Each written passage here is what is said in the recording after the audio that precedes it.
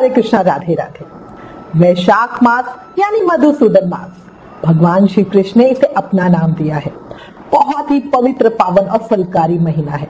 इसे ऐसे ही जाने ना दे, कुछ ना कुछ करें जरूर। अब वैशाख मास से संबंधित हमारे पास बहुत सारे प्रश्न आ रहे हैं। भक्तों के मन में अभी कंफ्यूजन है, तो आज इस वीडियो में हम उन्हीं प्रश्नों पर चर्चा करते हैं। उम्मीद है आपने हमारी पिछली वीडियो जिसमें बताया था वैशाख स्नान कैसे करें, जरूर देख ली होगी। अगर अभी तक नहीं देखी तो पहले उस वीडियो को जरूर देखें। अब प्रश्नों पर चर्चा करते हैं। पहला प्रश्न और सबसे ज्यादा पूछे जाने वाला प्रश्न, अशुद्ध अवस्था या पीरियड्स में कैसे नियमों का पालन करें, कैसे पूजा करें। तो देखो, जब महिलाएं अशुद्ध अवस्था यानी पीरियड या मासिक धर्म में होती हैं, तब भी वो अपने स्नान का नियम ना छोड़े। वैसे ही सुबह सूर्योदय से पहले उठे, घर को साफ करके स्नान करें। पर एक चीज ध्यान रखना, कोई भी डायरेक्ट सेवा पूजा नहीं करना, बस आराम से बैठ के भगवान का नाम जाप करें, मंत्र जाप करें। वैशाख माह का महत्व और कहानियां मोबाइल पर सुन ले। अशुद्ध अवस्था के समय किसी भी नदी, तालाब, पोखर या घर के बाहर भी स्नान नहीं करना चाहिए, घर पर ही स्नान करना चाहिए। अगर वैशाख व्रत कर रहे हो और एक समय खाने का नियम लिया है, तो उसी तरह अपने नियम को हम निभाएंगे। याद रखना, अशुद्ध अवस्था में आपके लिए सूर्य को जल कोई और देगा, आप स्वयं से सूर्य को जल नहीं दोगे। आप उनके साथ खड़े हो जाएं और मन में भगवान का ध्यान करें। सूर्य और ये चीज ध्यान रखना, सूर्य को जल अवश्य दिया जाएगा, ऐसा नहीं कि वो 4 दिन आप छोड़ दोगे, ठीक है। अब अगला प्रश्न आया है, हमने कार्तिक स्नान किया, क्या आप वैशाख स्नान भी करें? तो देखो, दिल से कहूंगी, बिल्कुल करो, जरूर करो। जीवन बहुत छोटा है, जितना ज्यादा पुण्य कर्म कर सकते हो कर लो। दूसरी बात, जब हम कार्तिक, माघ या वैशाख आदि माह में स्नान, व्रत, पूजा आदि करते हैं, तो उसके बहुत फायदे होते हैं। पहला, वो इतने पुण्यकारी महीने हैं कि उसमें किए हुए किसी भी शुभ कर्म का फल हमें कई गुना होकर मिलता है। दूसरा, जब हमें कोई स्नान, दान, पुण्य कर्म कर रहे होते हैं ना, तो हमारे मन में इतनी खुशी, इतना आनंद होता है कि हमें और ज्यादा से ज्यादा पुण्य कर्म करने का मन होता है। तीसरा, पुण्य कर्म करने की वजह से किसी भी तरह के गलत कार्य करने से हम बच जाते हैं। जैसे गलती से भी हम किसी की चुगली या कोई और गलत काम नहीं करते, क्योंकि मन में हर समय चल रहा होता है, मैं वैशाख स्नान कर रही हूँ, मैं वैशाख स्नान कर रही हूँ, है ना। चौथी बात क्या होती है, हमारे समय का सदुपयोग हो जाता है। हम सूर्योदय से पहले उठते हैं, कभी भी आलस नहीं आता। वरना रोज में क्या होता है, अगर जिनका नियम भी होता है, जो सुबह जल्दी उठते हैं, उनको भी होता है कभी कभी थक गए, आज बहुत थका हुआ लग रहा, नहीं उठ रहे, है ना। तो बट उनके सामने भी होता है, नियम लिया तो भाई मुझे करना ही करना है, जिससे हमारा पूजा पाठ समय पे हो जाता है, उसके लिए समय भी ज्यादा मिलता है। पांचवा फायदा होता है, कार्तिक माह या वैशाख माह के महत्व को पढ़ने सुनने से हमारा ज्ञान बढ़ता है, हमें बहुत सारी नई चीजें पता चलती है। और याद रखो, ये महीने इतने पावन है कि भगवान की अधिक कृपा हमें मिलती है, हमारी भक्ति बढ़ती है। इसी तरह के हमारे और भी अनेकों फायदे हैं, इसलिए जितना ज्यादा से ज्यादा हो सके पुण्य कर्म करो। एक और बात याद रखो, देखो सबको पता है पुण्य कर्म करने चाहिए, पाप नहीं करने चाहिए, पर इस कलयुग में हमें सब पता होते हुए भी हम कितने ही पाप कर देते, कई तो अनजाने में ही करते। और जिस समय हम ये अधिक पुण्य कर्म कर सकते हैं ना, तो वो समय हमें ऐसे ही बेकार फोन देकर, टीवी मूवी भी देखकर बेकार नहीं करना चाहिए। इस कलयुग में अपने आप को शुभ कर्मों में लगाए रखो, यही एकमात्र तरीका है कलयुगी बुराइयों से बचने का। इसी के साथ मैं एक और बात हमेशा कहती हूँ, अपनी पिछली वीडियो में भी कही थी। देखो, कार्तिक होता है त्योहारों का महीना, उसमें स्नान करना थोड़ा सा मुश्किल होता है। माघ होता है बिल्कुल ठंड का टाइम, उसमें तो स्नान करना बहुत ही ज्यादा मुश्किल होता है। एक वैशाख होता है, जो जब गर्मियां है अपने आप जल्दी आंख खुल जाती है, नहाने में भी कोई दिक्कत नहीं होती है ना, पूजा पाठ आराम से करो। तो वैशाख होता है जो हर कोई कर सकता है, हर कोई। तो अगर कोई भी ऐसा है जिसने कार्तिक या माघ कभी करने की हिम्मत नहीं करी हो, वो वैशाख से शुरू कर ले और आनंद देखे कितना आता है। एक प्रश्न आया है, कार्तिक, माघ और वैशाख में क्या अंतर है? देखो, भगवान विष्णु की प्रसन्नता के लिए ये 3 मुख्य महीने मांगे गए हैं, कार्तिक, वैशाख और माघ। वैशाख में स्नान, दान, पूजा करके हम अपने इस जीवन की परेशानियों को खत्म करते हैं, साथ ही अपने पुण्य कर्मों को भी बढ़ाते हैं। वैशाख में जल का दान महान माना गया है। वैशाख में सूर्य से पहले भोजन करना होता है, मतलब दिन के समय। ठीक है। अब है कार्तिक। कार्तिक में स्नान और दीपदान का बहुत महत्व माना गया है। इससे स्वर्ग के द्वार खुलते हैं, भगवान खुश होते हैं, हमें भक्ति मिलती है।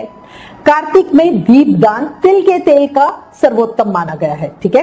कार्तिक व्रत में पूरे दिन में कभी भी हम एक समय भोजन कर सकते हैं। जो लोग भी कार्तिक में तारा भोजन का नियम लेते हैं वो रात को तारों को अर्घ्य देते हैं फिर भोजन करते हैं, ये नियम होता है। ठीक है। अब अगली चर्चा माघ महीने की करते हैं। माघ महीने को भगवान ने स्वयं अपना स्वरूप माना है।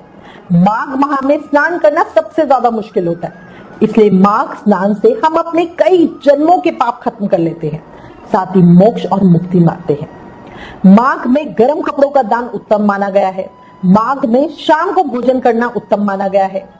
तो इस तरह तीनों महीनों के अलग अलग नियम हैं और उनको करने का, उनका सेवन करने का अलग अलग तरीका है। एक और बात याद रखना, मान्यता है कि वैशाख के महीने में पूजा आराधना करके हम अपने इस जीवन की समस्याओं से, परेशानियों से मुक्ति पा सकते हैं। अगला प्रश्न आया है, बड़ा इंटरेस्टिंग प्रश्न है ये। उसमें साधक ने बोला है कि हर महीना किसी ना किसी भगवान को समर्पित होता है, तो क्या हम हर महीने स्नान दान व्रत करें? तो देखो, ये पूरी तरह से आपकी इच्छा है, साधक की इच्छा है। फिर कहूंगी, जीवन छोटा है, जितना हो सके पुण्य कर्म कर लो। अगर ठाकुर जी ने आपको सामर्थ्य बनाया है तो जरूर दान करो, हर रोज दान करो। प्रश्न है, वैशाख माह स्नान का उद्यापन कैसे करें? देखो, वैशाख पूर्णिमा को वैशाख स्नान का उद्यापन होता है। वैशाख पूर्णिमा को बुद्ध पूर्णिमा भी होती है, जो बहुत ही फलकारी होती है। उद्यापन विधि में हमें 5 ब्राह्मणों को घर में जिमाना होता है, मतलब उन्हें भोजन कराना होता है। साथ ही कुछ भी दान दक्षिणा जो भी हम करते हैं वो हमें करके उन्हें खुश करना होता है। ठीक है। उनके आशीर्वाद के साथ हमारा वैशाख स्नान पूर्ण होता है। पर अगर कोई साधक है जो ये नहीं कर सकता तो वो अपनी सामर्थ्य के अनुसार एक ब्राह्मण को जिमा दे। अगर वो ये भी नहीं कर सकता कि भाई मैं ब्राह्मण नहीं जिमा सकता, तो सीधा निकाल दे। कहने का मतलब है, जो कर सकते हो वो करो, बाकी भगवान आपकी स्थिति समझते हैं। पर जैसे समझो एक बात को, अगर कोई सेठ है बहुत पैसे कमाता है और बहुत अच्छा व्यवसाय भी बहुत अच्छा है, घर में भी बहुत संपन्नता है, समृद्धि है, और वो खाना बनाना पड़ेगा या काम करना पड़ेगा, इस वजह से ब्राह्मण को नहीं जिमा रहा, तो वो बात सही नहीं होगी, है ना। फिर उसका स्नान पूर्ण नहीं माना जाएगा। अब अगला प्रश्न आता है, कितना और कैसे दान करूं? मैं तो खुद ही बहुत गरीब हूं, क्या करूं? तो देखो, इस प्रश्न के उत्तर में मैंने पहले भी अपनी बहुत सी वीडियो में आपको बताया है, 1 रुपए का दान भी दान है और 1 लाख रुपए का दान भी दान है। पैसे से ज्यादा किसी व्यक्ति की नीयत पर निर्भर करता है। जैसे एक इंसान जो कमाता ही 10,000 रुपए महीना है, घर में अकेला कमाने वाला है, 7 जनों का परिवार चलाना है, वो 500 रुपए दान देता है, जो उसकी हैसियत से बहुत ज्यादा है, क्योंकि उसे घर का किराया भी देना है, बच्चों की पढ़ाई की फीस भी है, माँ बापू की दवाई भी है ना, घर का राशन वगैरह भी है। इन सब खर्चों के बावजूद अगर वो अपनी कमाई का थोड़ा हिस्सा 500 रुपए देता है, जो उसके लिए बहुत बड़ी रकम है, तो ये बड़ी बात है। पर वही अगर एक दूसरा इंसान है जो बहुत बड़ी कंपनी में जॉब करता है, लाखों में कमाता है, उसकी वाइफ भी जॉब करती है और वो 500 रुपए दान करता है, तो आप खुद ही बताओ क्या वो सही है? ये हम कहेंगे ना, वो उसकी नियत ही नहीं है, जबकि वो इससे बहुत ज्यादा कर सकता है। इसलिए याद रखो, दान व्यक्ति की नियत पर निर्भर करता है और उसी के अनुसार उसे फल मिलता है। आप गरीब हो तो पैसे का दान मत करो, सेवा का दान कर लो, जल का दान कर लो। अगर शिक्षित हो तो शिक्षा का दान कर दो, किसी को पढ़ा दो फ्री में। कोई कला जानते हो तो कला का दान कर दो, है ना। बात समझो मेरी, दान हर कोई कर सकता है। ठाकुर जी ने किसी को दुनिया में ऐसा नहीं बनाया जो दान नहीं कर सकता।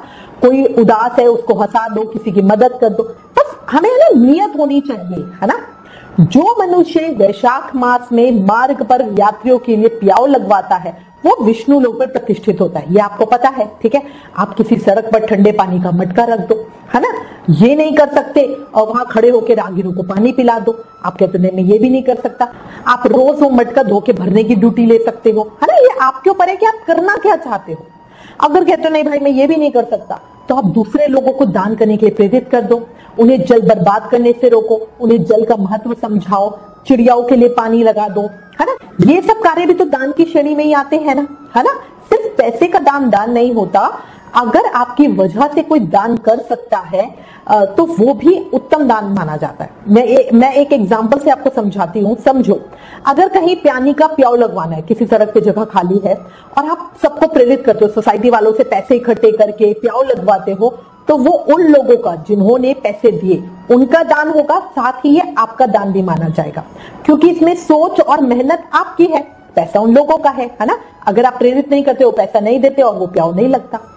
एक और बात याद रखो, जो भी दान अपनी प्रशंसा के लिए जाया जाता है वो निष्फल होता है ना। उस प्याऊ के ऊपर बड़ा बड़ा अपना नाम लिखवा दो कि ये मैंने लगवाया है, ठीक है, तो ऐसा नहीं करना चाहिए।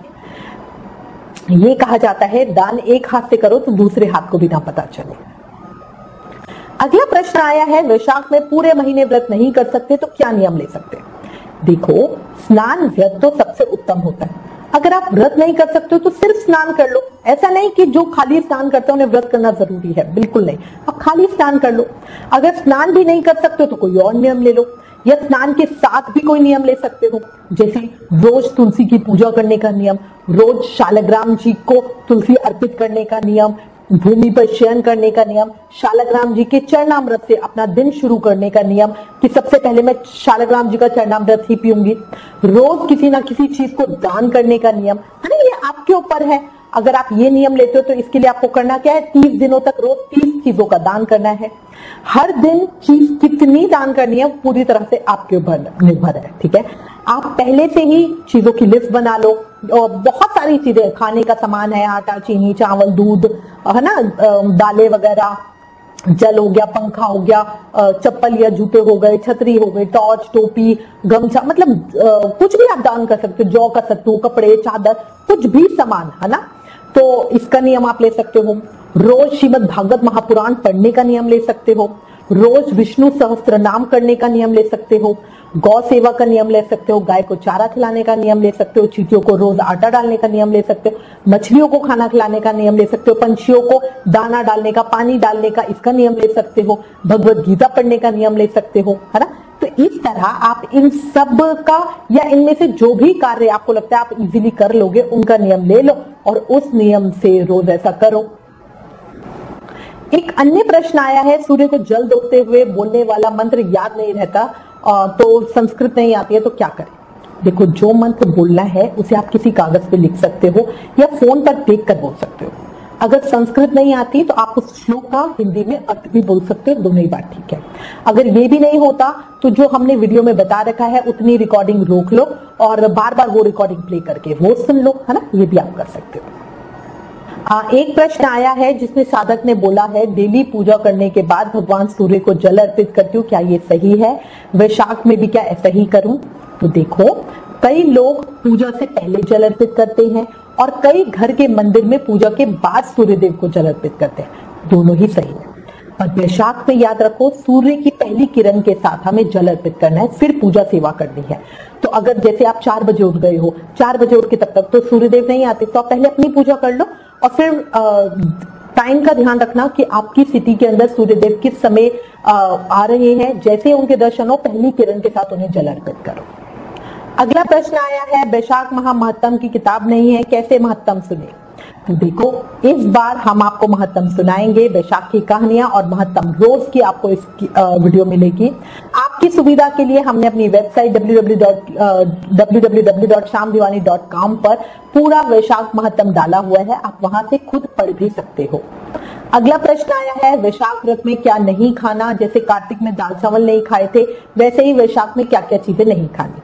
तो देखो, वैशाख व्रत में बहुत ज्यादा नियम नहीं है। स्कंद पुराण के अनुसार इस मास में तेल लगाना, दिन में सोना, कांसे के बर्तन में भोजन करना, 2 बार भोजन करना, रात में खाना, ये चीजें मना करी गई है।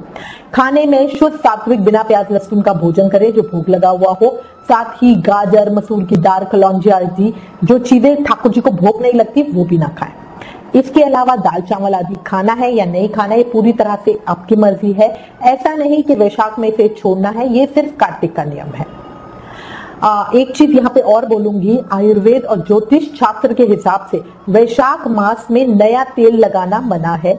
इस माह में तेल और तली भुनी चीजें खाने से हमें परहेज करना चाहिए। बेल खाना अच्छा माना गया है। अगला प्रश्न आया है, जब तुलसी तोड़ नहीं सकते तब क्या करें, भगवान को क्या अर्पित करें? देखो, तुलसी जी 13 दिनों तक बासी नहीं मानी जाती, इसलिए आप इन्हें पहले से तोड़ के रख सकते हो। एकादशी, द्वादशी, अष्टमी, संक्रांति, सूर्य ग्रहण, चंद्र ग्रहण, अमावस्या, 14 तिथि और शाम के समय में तुलसी पत्र नहीं तोड़ते हैं। शास्त्रों में इसे पाप की श्रेणी में रखा गया है। ऐसी मान्यता है इन दिनों में तुलसी के पत्ते तोड़ने से घर में दरिद्रता आती है, ठीक है।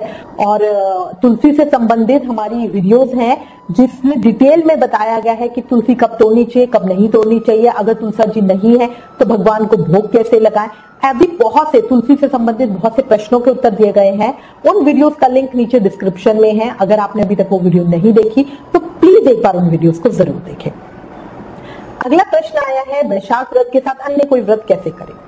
देखो, जब भी किसी साधक के एक ही दिन में 2 व्रत पड़ जाते हैं तो वो साधक दोनों व्रतों के नियमों का पालन करके दोनों व्रतों को करता है, ठीक है। अब करना कैसे होता है, जैसे समझो एकादशी है और उसी दिन शुक्रवार है, तो जो लोग वैभव लक्ष्मी का व्रत करते हैं वो एकादशी व्रत का भी नियमों का पालन करेंगे और वैभव लक्ष्मी माँ के व्रत के नियमों का भी पालन करेंगे। तो उससे करना क्या है, जैसे लक्ष्मी जी के व्रत में शाम के समय हम खीर का भोग लगाते हैं, तो फिर हम वो बढ़िया मखाने की खीर बनाएंगे, उसका भोग लगाएंगे और वो प्रसाद अर्पित करके सब में बांटेंगे, ठीक है। अगर समझो एकादशी गुरुवार को पड़ जाए, वीरवार को, है ना, तो जिन लोगों का बृहस्पति भगवान का व्रत होता है वो 2 व्रत एक साथ करेंगे। रात में फलहार में कुछ मीठा फीका खाना खाएंगे बिना नमक का, और जो फलहार का खाना होगा कोटू सिंघाड़े के आटे का। अब है ना, वैशाख मास में हमें 2 व्रत करने में थोड़ी सी परेशानी होती है। होता क्या है, वैशाख व्रत में दिन में खाना खाने का नियम होता है, ठीक है, सूर्यास्त होने से पहले। पर कोई भी अन्य व्रत हो गया ना, जैसे एकादशी व्रत हो गया या वैभव लक्ष्मी माँ का व्रत हो गया, उसमें हम रात में पूजा करने के बाद खाते हैं, ठीक है। तो इसलिए जिस दिन वैशाख में एकादशी व्रत होगा उस दिन हम खाना या फलहार नहीं खाएंगे। दिन के समय में कुछ हल्का प्रसाद जैसे मखाने की खीर ले लिया, आलू भून कर या मखाने भून कर खा लिए, इस तरह हमें करना होगा। अगला प्रश्न आया है, साधक ने पूछा है, वैशाख माह के विषय में ज्यादा नहीं सुना, हमें तो सिर्फ कार्तिक का ही पता है, ऐसा क्यों। तो देखो, उत्तर में कहूंगी आप सही हो। वैशाख मास अधिक प्रसिद्ध नहीं है। कार्तिक के विषय में सबको पता है, पर वैशाख के विषय में बहुत ज्यादा लोगों को नहीं पता है। जब आप वैशाख महात्म सुनोगे तो आपको इस प्रश्न का उत्तर वही मिल जाएगा। यही मैं ये वीडियो का सेशन खत्म करती हूँ। अंत में फिर कहूंगी, सावन वैशाख का महीना है, जो व्यक्ति जितनी अधिक सेवा कर सकता है वो जरूर करे। शास्त्रों में जलदान को उत्तम दान बताया गया है। सूर्योदय से पहले स्नान करें, साथ ही ईश्वर की भक्ति करें जितना ज्यादा हो सके, क्योंकि इस समय में किया गया कोई भी एक कार्य हमें बहुत अधिक फल देने वाला होता है, ठीक है। आप जब वैशाख महात्म सुनोगे तो उसमें आप जानोगे कि एक चोर जिसने एक फटे पुराने जूते ब्राह्मण को दान दिए, उसी से उसका कल्याण हो गया, है ना। तो बहुत सारी कथाएं आप सुनोगे, आपका ज्ञान बढ़ेगा और वैशाख महात्म आपको रोज सुनाएंगे।